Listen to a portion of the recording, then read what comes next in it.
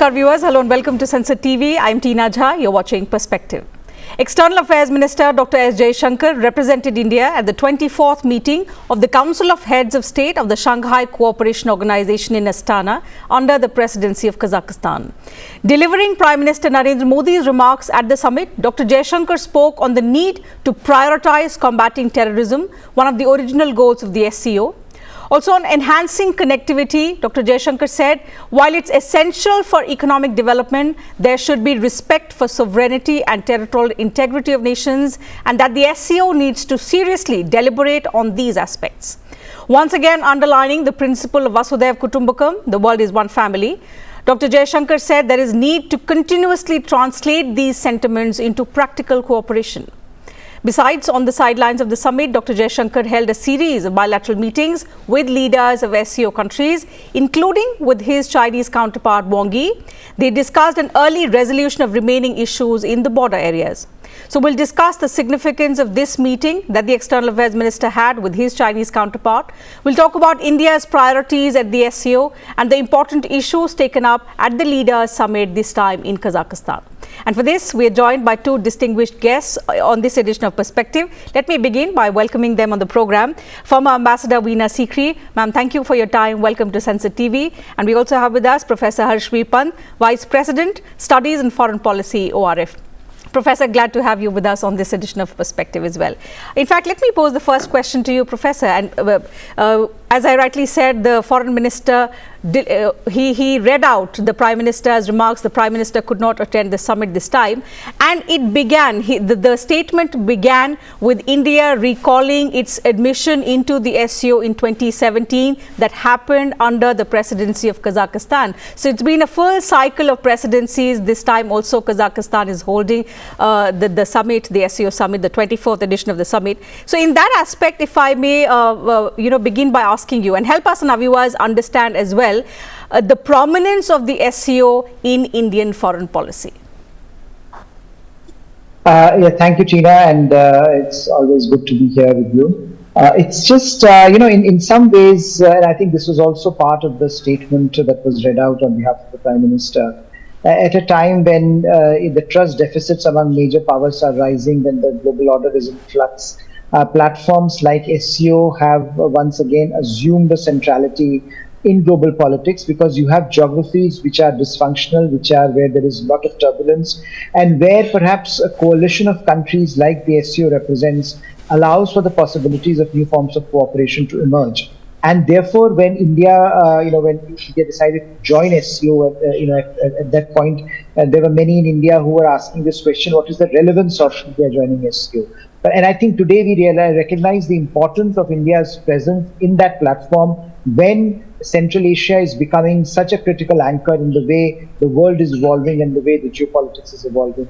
And all the issues that the Prime Minister's statement touched upon actually have a bearing on Indian interests and therefore have a bearing on how India relates to this very, very critical part of our neighborhood. It's part of our extended neighborhood. And because we don't have a direct connectivity with Central Asia, it is all the more important for India to be present in the SCO, to be present, to be part of this coalition of countries that actually are overlooking, in some ways, a region which has a great bearing on the way events and trends turn out in Eurasia, in the large part of Eurasia. So I think now that we look back at India's attempt at joining SCO, and now we look back at the evolution of the SCO, it is interesting to see how far it has come, how new countries continue to join SCO. Even this year we have seen new members joining SCO. But at the same time, Prime Minister and India underlining the need to stick to the core agenda, which is terrorism, which is regional cooperation, which is connectivity. Right. So I do think that in some ways it articulates the aspirations of India in Central Asia, and being part of the SCO allows India those possibilities.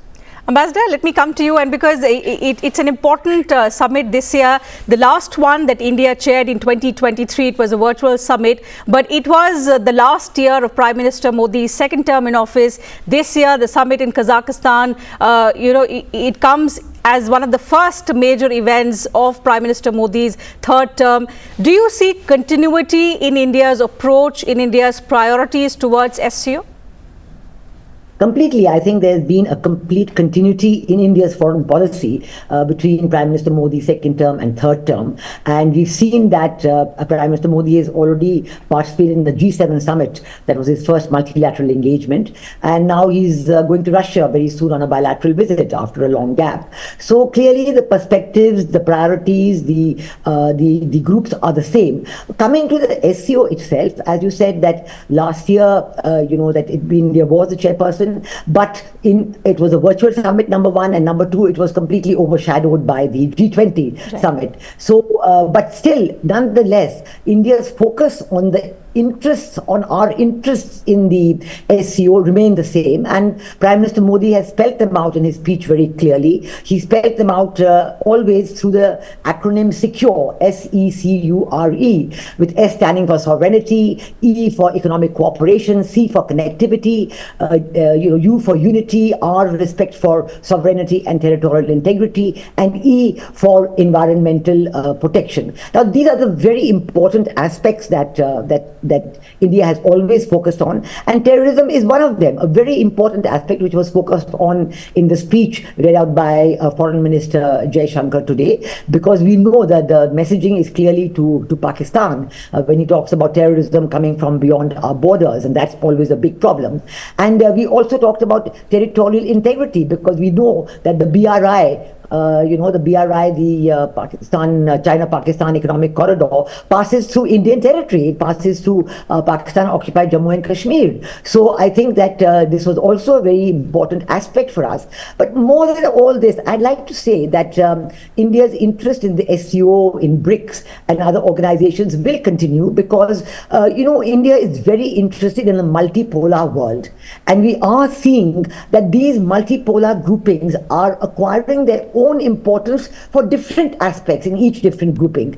And I would say even in when you talk today of the connectivity issues in among the SCO countries, I'd like to draw attention to the North-South International Transportation Corridor between St. Petersburg in Russia, coming right through Iran, coming through the Caspian Sea to Iran, and then again coming to Chabahar port, and then coming on to India. So you see connectivity for India, for India's trade with the countries of Central Asia, for India's trade with Russia, and even the potential of going on to India's trade with Europe is evinced through the grouping in the SCO. Today we have Iran, India and Pakistan are the new members, and this time new, of course, for the last 7 years. Now Iran is more recent than India and Pakistan, and this time Belarus is going to be elevated to full membership.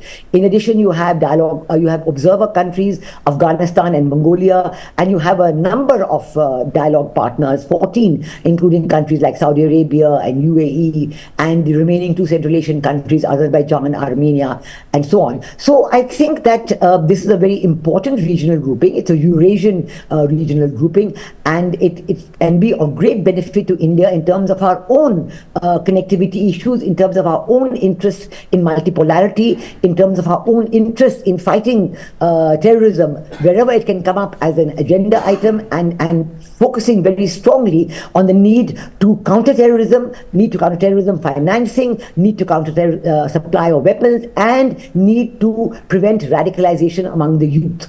So it is very important messages that Prime Minister Modi has conveyed, and surely the members of SCO do listen very carefully to India's messaging, because they know that India is a part of Quad. India is a part of many other organizations. We have I2U2. We have Israel, India, UAE, and USA, another important grouping which may in time lead on become the core organization for the IMEC, the India Middle East Economic Corridor. Right. So I think that we must take into account all these things: the stress, the push for a multipolar world, and protecting our interests in each and every forum where they can be. Okay, Professor, we'll take up the question on expansion in just a bit, but since we're talking about India's priorities with the SCO, we've seen India also take a strong stance on newer areas of development, and these have included startups, innovation, digital technology, empowering the youth.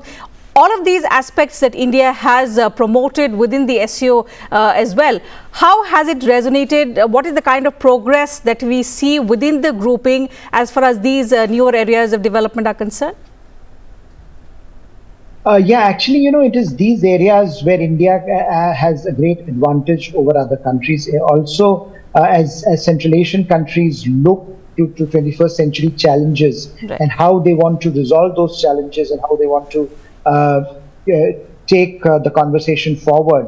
Uh, if there is one country that can fill that vacuum, that is India. Because India, in some ways, the story of India resonates in Central Asia because, of course, there have been historical connections between the two geographies, but also because India stands out as an exemplar, as a developing country that has been able to push forth a number of these initiatives very, very successfully in the last decade. So whether it is the Startup India, whether it is the focus on technology in direct benefit transfers, whether it is women-led development, whether it is youth participation in policy making, I think all of these issues are germane to Central Asia, and they're taking inspiration from India. And what you see is that people-to-people connectivity between these two geographies has allowed for the possibility of many of these initiatives being imbibed in Central Asia. So a number of Central Asian countries, for example, still, while they have a very important partner, economic partner in China, but for many of the ideas, these newer ideas, as you were saying, they look to India because India has been the real source of inspiration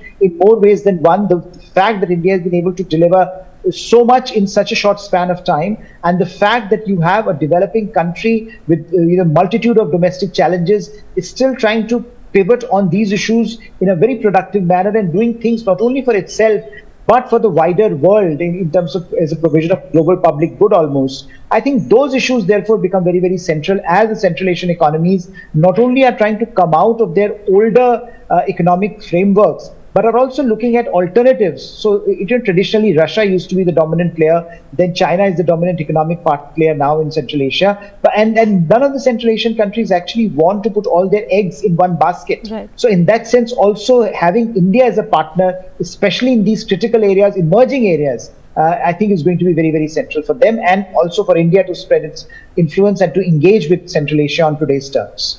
Ambassador, the fact that SCO is one of the very few organizations, international organizations, which has Asian members, so one to begin with, and number two, one of the very few organizations that deal with security issues, particularly at the core. So when we look at the grouping now expanding, and Belarus is the 10th member, that's why the 24th summit becomes all the more crucial. We've seen how in the past India, Pakistan, then Iran, and this time Belarus has joined. There are more countries that have expressed interest in joining the SCO grouping. In terms of demography, in terms of population, economic influence, it's significant. But if we look at the geopolitical clout, if we look at in the terms of geoeconomics, how significant is this expansion, the expansion of the SCO in the current geopolitical scenario? Well, I think that I would say it is significant because I see here a strong attempt by China to assert what it calls as its leadership of the global south.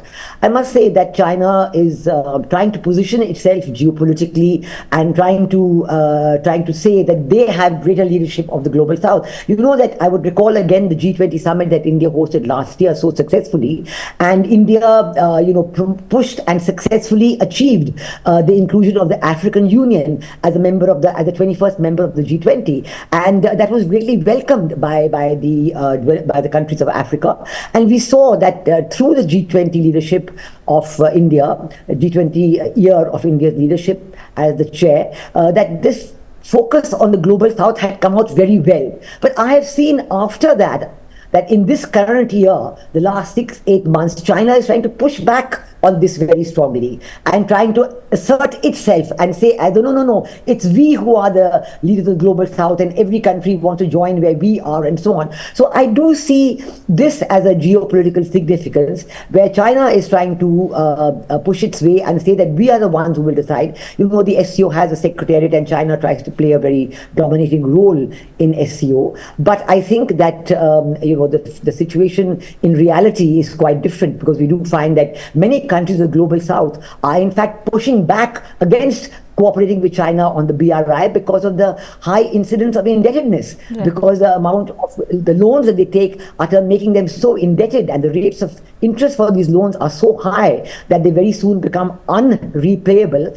And as a result, China grabs the assets of the country, as it has done with Hambantota in Sri Lanka. So we do see that there's a lot of wariness among the countries of the global south on this aspect. And the last 10 years that China has spent pushing the BRI are now fading away because of the great wariness and concern of the developing countries on this. Even the CPEC, China-Pakistan Economic Corridor, touted for once as the great flagship project of the BRI, is now really falling back greatly and going very, very slow in the progress and in further implementation. So I think that there is this geopolitical effort by China to collect these people who they think that any country who comes will then be, with them on the global south. The reality is much more different, and the reality is that most countries prefer a multipolar world. They don't want, one pole led by USA, one pole led by China. No, that's the thing of the past.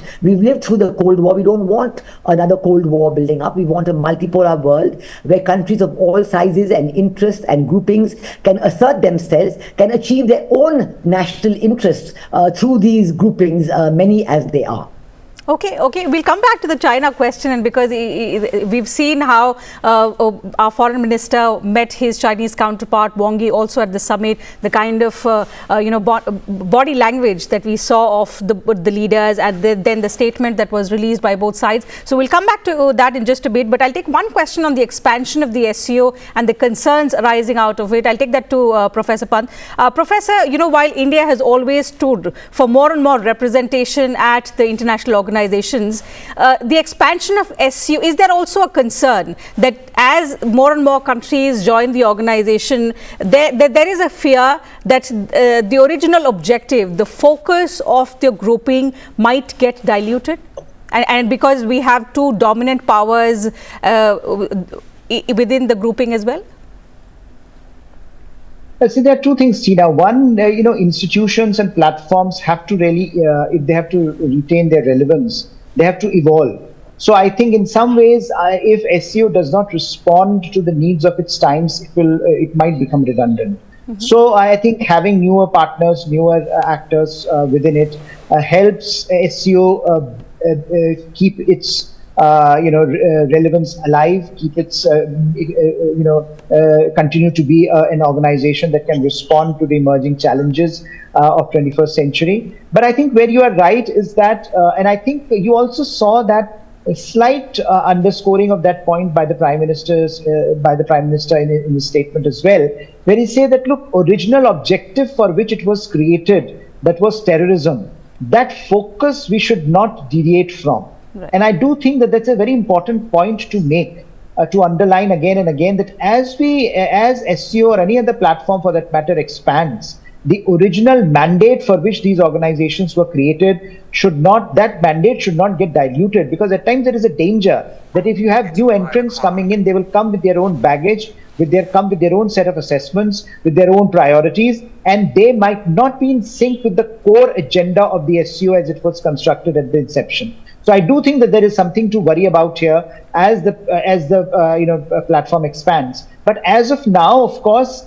India, for example, being such an important member of SCO and being such a central element of SCO, can certainly push forth this case that there should be no dilution of the core agenda. And I think India has been trying to do it repeatedly over and over again in various statements. And as SCO has evolved, the focus from the core agenda of SCO should not get diluted has been a sentiment expressed by New Delhi repeatedly. And one hopes that will be taken in that spirit as SCO expands and as SCO brings new members within its fold. Okay. On the sidelines of the SCO summit, Ambassador, we saw a very crucial meeting between External Affairs Minister Dr. S. Jaishankar and his Chinese counterpart Wang Yi. Both sides did speak about the prolonged border standoff, and they've agreed that this kind of a current situation, the prolonging of the current situation, is not in the interest of either side. The fact that the border standoff entered its 5th year now, How hopeful are you of this kind of meeting actually leading to a solution and that both sides agreeing to the pre-2020 situation? I think an important point to recognize here is that finally, India, by taking this firm and consistent stand that what happened in 2020 at Galwan was unacceptable and has to be completely reversed, and you have to go back to the original situation. This stand is now recognized by China as one that has to be discussed. All this time, they have been sort of trying to brush it under the carpet. That, come on, let's go on with our trade, let's go on with everything else, and this will be solved in due course. And we know that in the bilateral military engagements and other bilateral talks, there's been absolutely no progress or very little progress. So I think that this fact that during this meeting with Foreign Minister Wang Yi, this came out that these are important issues. The China-India bilateral relationship had been seriously disturbed because of these issues at Galwan and post-Galwan, and we cannot progress any further in our bilateral relationship until these issues are out of the way. In fact, this is an important recognition, and we do hope that because of this, what we hope is a shared understanding. We don't know, because China is quite want to go back on something that it may have agreed upon at one time. We do hope that the talks that will continue among the military level and other levels will be serious, will be more meaningful, and will bring concrete results. It is always useful for the two countries to meet at the External Affairs Minister and Foreign Minister level, because it conveys directly, because Prime Minister's views are being expressed by the External Affairs Minister, and certainly Wang Yi will carry back these views to President Xi Jinping, who is also there in Astana. So I think that it was an important meeting, a very useful meeting. Equally useful was his meeting with Foreign Minister Lavrov of Russia, because as you know, our Prime Minister is going to be in Russia on a short visit, but an important visit very soon on the 8th. And it's important to prepare for such visits. So surely they would have discussed these preparations. And in the meeting with the Foreign Minister of Kazakhstan, there would have been important discussions on India's relationship with all Central Asian countries and with Kazakhstan, which has been playing a very positive role in that. And we know that India attaches a lot of importance to its relationship with Central Asian countries. It's a very important, not only a very important civilizational heritage, but an important trade heritage. We want to have a stronger trade relations. We want stronger people-to-people links. And we do know that last year, when India held the chairmanship of the SCO, we had given a lot of focus on these people-to-people links. We'd even organized not only film festivals, but a millet festival and all other kinds of interactions at the people-to-people level, which were greatly welcomed, particularly by the countries of Central Asia, with whom we enjoyed the best of relations. So I think that External Affairs Minister presence in Astana and his bilateral meetings, particularly with Foreign Minister Wang Yi, but also equally with others, is a very important set of meetings, as the first set after Prime Minister Modi's third term has begun. So all the leaders, counterparts, will look forward to the message being conveyed to them by External Affairs Minister Jaishankar as the message of Prime Minister Modi as he begins his third term as Prime Minister. Okay. Professor, your thoughts on how you analyze this meeting between the two foreign ministers, and considering the fact that China remains a key foreign policy challenge for the government?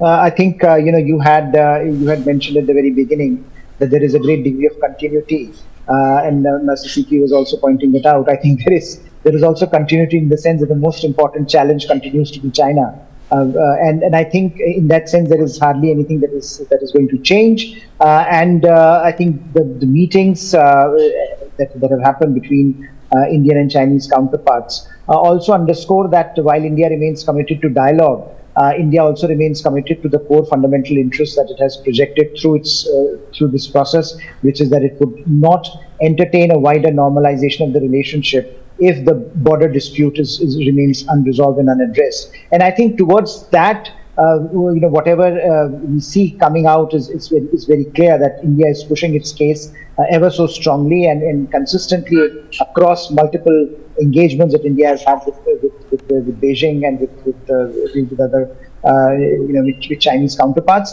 But I do think that ultimately for China it is important to consider the fact that it is losing very rapidly any amount of goodwill that it had in India. And I think the future of this relationship now hinges on how China course corrects. It is not up to India to decide the future. It is up to China to decide the future of this relationship. And I think that was a message that perhaps Dr. Jaishankar was also conveying, that look, ultimately, the longer you prolong the conflict, the more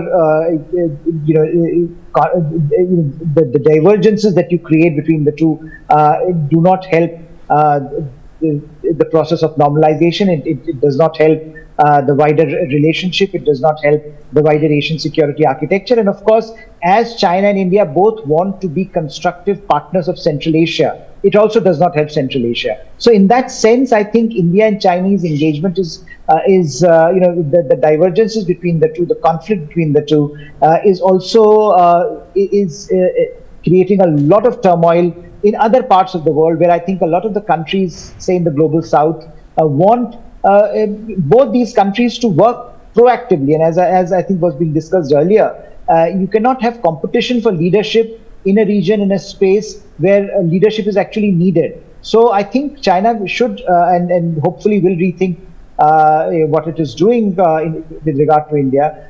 It is a tough road ahead. But I do think that India has been consistently now putting this point across, and that in some ways has the backing of the wider Indian public in that sense. And therefore, the message that should have gone out should have been very categorical, that it is now for China to decide how this relationship evolves. And that is the message that I think we got also from whatever we saw of Jaishankar Wang Yi dialogue and discussion. Certainly, it's important that China understands that the prolonging of this standoff at the border situation, it's in its fifth year now, is not helping either side. So India has remained committed to all of the bilateral agreements, the protocols. The ball is now in China's court, and we hope China understands this in the times to come, and we see both countries rebuilding bilateral relations. So on that note, I'll have to wind up the program. Time allows me to take up only that much. So thank you, Professor and Ambassador, for joining us on the program today, sharing your thoughts, your views with us and our viewers.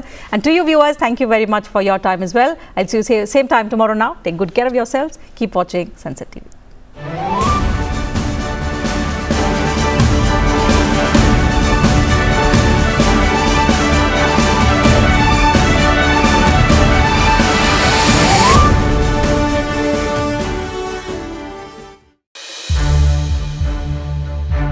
To watch more programs of Sansad TV, subscribe to our YouTube channel and don't forget to like and share them.